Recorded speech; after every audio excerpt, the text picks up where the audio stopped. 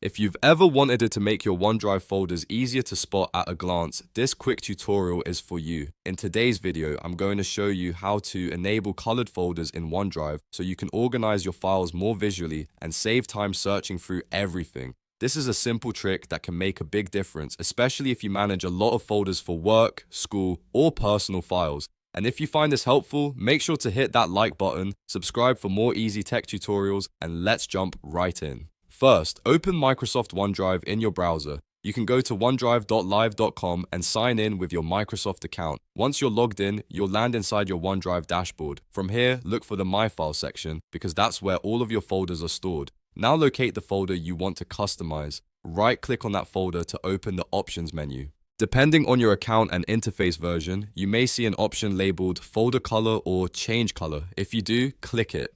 This is the setting that lets you assign a color to that folder so it stands out visually from the rest. After you click the color option, a selection of colors should appear.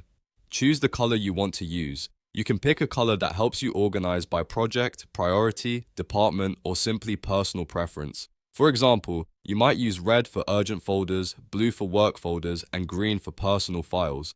Once you select your color, the folder should update immediately. If you don't see the folder color option right away, make sure you're in My Files and that you're right-clicking an actual folder. Also, check that you're signed in to the correct Microsoft account, since some features can vary depending on account type or platform updates.